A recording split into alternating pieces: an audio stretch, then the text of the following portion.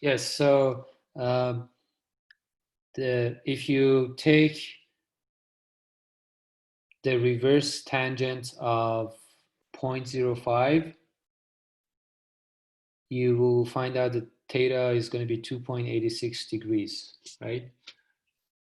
So that's basically the definition of the grade um, of the roadway in percentage and how we convert it to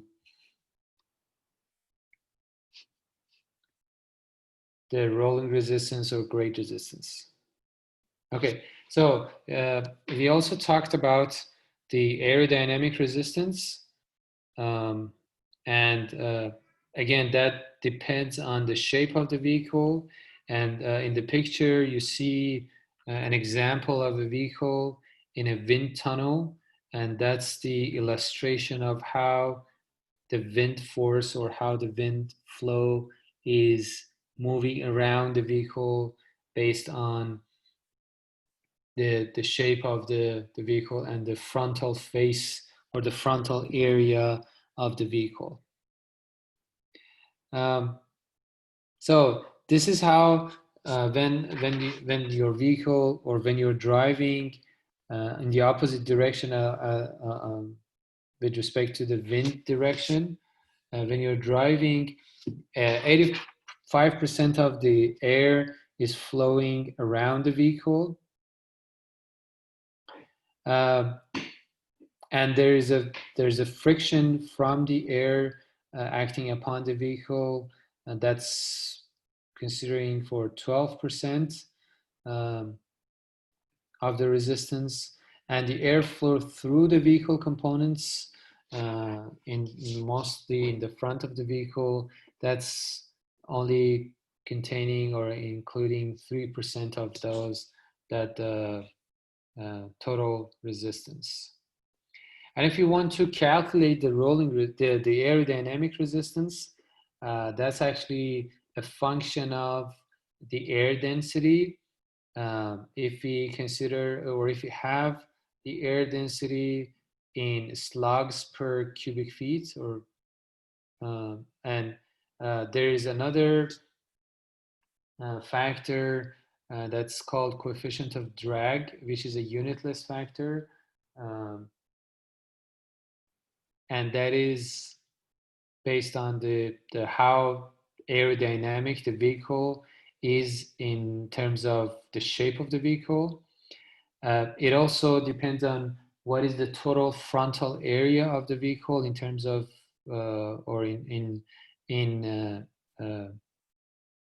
square feet. Um, of course, the less the frontal area, the less aerodynamic resistance you have. That's why the big trailer trucks have a lot of much more resistance, aerodynamic resistance compared to race cars. And of course, the speed of the vehicle in feet per second is very important. So once you know all those parameters, rho divided by 2 times the coefficient of drag times the frontal area times the square of the speed, that would give you the aerodynamic resistance in pound.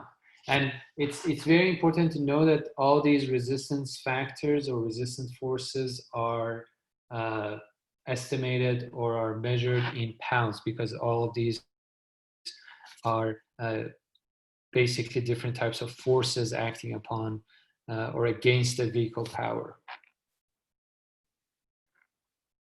And it's important to know that V in this case is the speed of the vehicle relative to the wind speed. But since that might be a little bit complicated, we in all the examples in this class, we consider that the wind speed is 0 in this case. So the relative speed is going to be similar to the speed of the vehicle, right? So again, another pause here. I'm going to show you an example of how the coefficient of drag is affecting the aerodynamic resistance of different types of vehicles. Let me pause here for a second. If you want to have a sense of, let me share my screen for a second.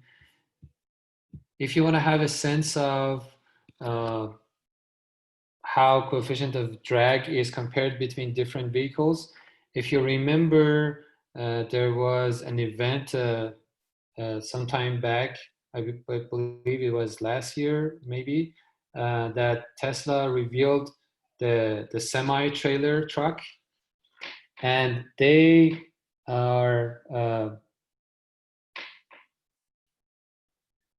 providing this information that the coefficient of drag of the Tesla Semi is probably at the same range or even slightly less than a Bugatti, which is a very fast car.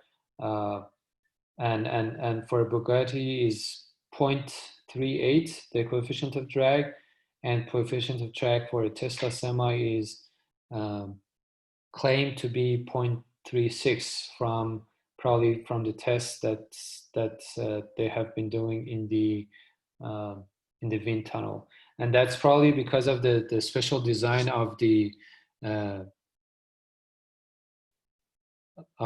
shape of the vehicle, both the frontal shape and also the whole structure of the vehicle. And to compare it to the regular diesel trucks, the coefficient of drag for those types of trucks is in the range of 0.65 to 0.7. So that's how you see that the aerodynamic resistance factor is really impacting the fuel consumption and the amount of power that the vehicle, especially big vehicles, need to move forward.